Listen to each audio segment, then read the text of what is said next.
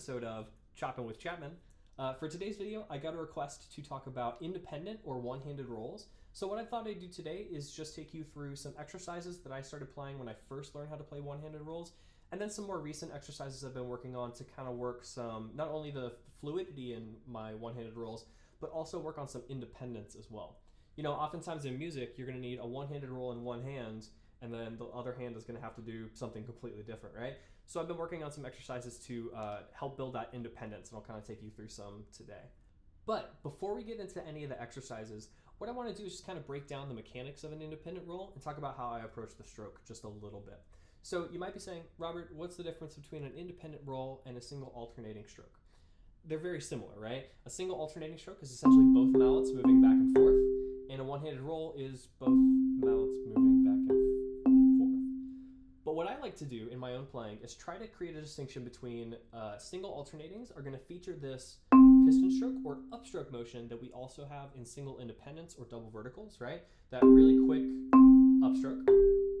Whereas an independent roll is simply going to be the mallets as loosely and fluidly and legato-ly as possible connected back and forth. So it's the difference between always pulling those individual mallets back up versus trying to connect them or connect the rotation to the other side of your one-handed roll. This topic may be slightly up for debate, but what I feel like this helps me do in my own playing is create a difference between these really articulate staccato sounds in the single alternating strokes and these really loose, fluid legato sounds in my independent rolls. Right? And especially as we start to build tempo and we get to a little bit more of a comfortable roll speed, we're going to need that kind of looseness in order to get not only the speed but also the sound to be there in order to create that pseudo-sustained sound we expect from rolls. Now that we've gone through the mechanics just a little bit, let's go through some basic exercises to help you kind of get used to this motion. So the first exercise that I ever learned that focused on independent rolls was actually chicken in a roll. I call it chicken in a one-handed roll. Essentially, you're going to start with your inside mallets and you're just going to alternate back and forth between them. Between the inside and the outside with this rhythm. 1 and 2 and 3E and a 4E and a, like so. 1 and 2 and 3E and a 4E and a. Notice that I'm trying to keep, even though this is a relatively slow tempo, I'm trying to keep these 16 note independent rolls as loose as possible. It's not 1 and 2 and 3E and a 4E and a. Pull them back up. I'm trying to connect them to the other side of the rotation as much as possible. 1 and 2 and 3E and a 4E and a. Right? Eventually, as we start to build tempo, that'll be really helpful in maintaining that rhythmic consistency and that fluidity as you rotate back and forth.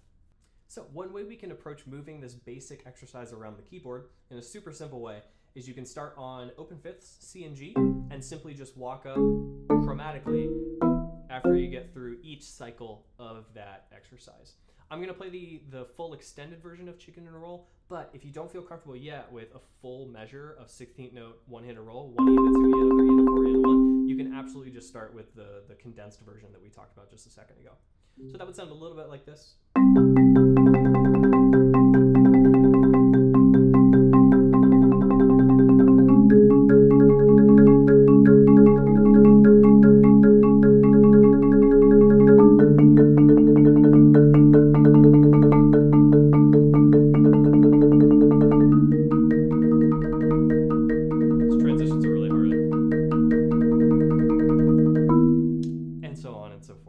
So what this does is it gets you used to kind of placing these one-handed rolls around the keyboard in different ways.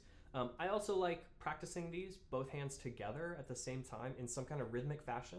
1E and a 2E and a 3E and a 4E and a 1. Whoops, 1E and a 2E and a 3E and a 4E and a 1. I find that if I work on the hands individually, it's really hard to get them to move the same way. And I know for me, I'm right-handed, so for a long time I've struggled with trying to get my left hand as comfortable with these rotations as my right hand. So by practicing them together, you get a little bit more consistency, and your non-dominant hand will conform a little bit more to your dominant hand. Another variation on that exercise that you can do that starts to incorporate a little bit more intervallic challenges here is basically after every cycle, you can reduce or expand the interval that you're starting with. So for example, we can start with open fifths again. This time, after every cycle, I'm going to move inward until I get to a second. That would sound a little bit like this. Hopefully,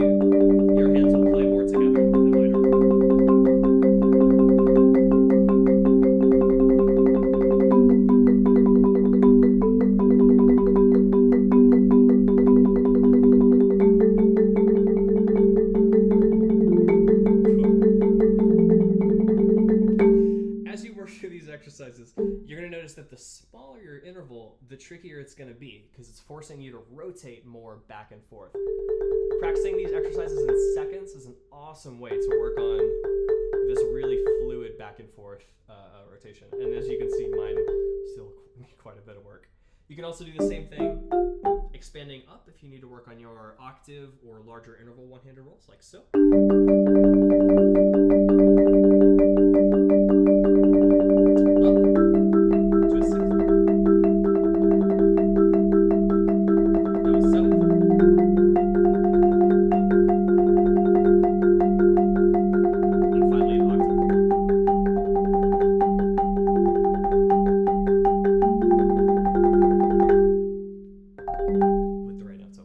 So again, just some really basic patterns to try to get our hands used to that fluid, loose legato rotation back and forth between the two mallets. So now getting into some more advanced exercises that feature a little bit more hand-to-hand independence. One I really like working on is starting with an ostinato in one hand and then slowly building myself up rhythmically in the one-handed roll hand. So for example, in this case, we're going to start with our left hand playing 1 E and a 2 E and a 3 E and a 4 E and a, itself kind of doing a one-handed roll motion.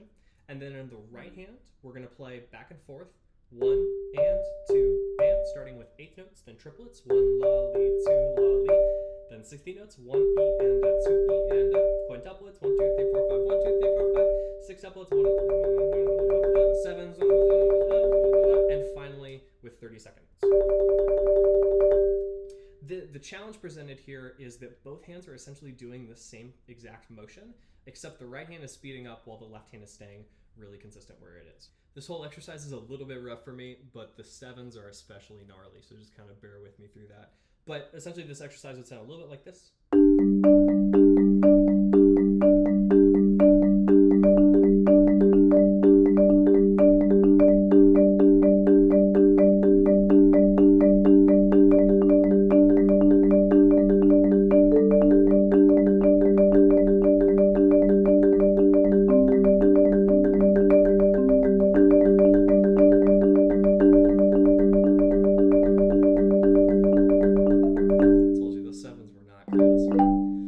Essentially, that's a really great way to start working yourself up to this independence idea of, really loose legato in one hand and then the other hand kind of keeping a consistent pattern.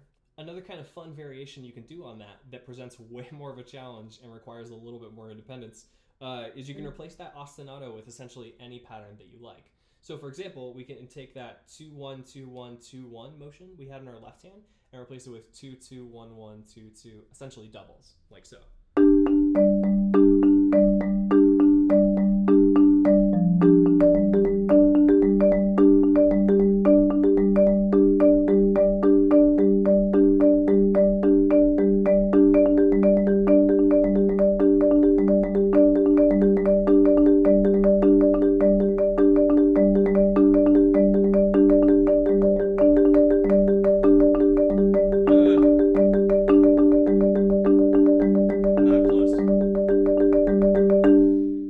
Requires you to think a little bit harder and to build more of that independence where the right hand is just doing whatever it wants in this roll and the left hand keeps that ostinato pattern up.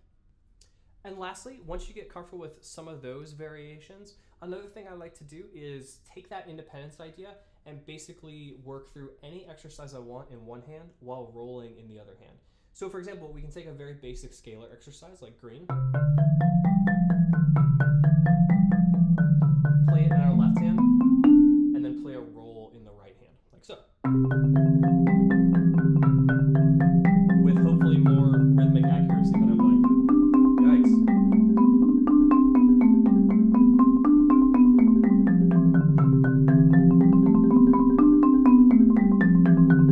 If you find that you're having trouble getting the independence of that down, where the right hand just rolls and the left hand does kind of whatever it wants, or vice versa, you can start to build it up in rhythms. So for example, if my left hand's playing 60 notes, I can then play 32nd notes in my right hand so that it starts to conform to each other a little bit more. Just basically get you used to those motions without having to worry about the independence aspect as much, like so.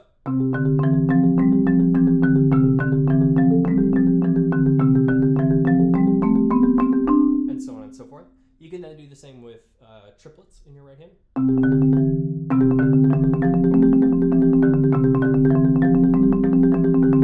And then 30-second notes. Oh, that's fast. That one's a little too fast. Maybe don't do that. But again, it's just a little bit more easy way to start to build yourself up to that motion with the hand-to-hand independence there.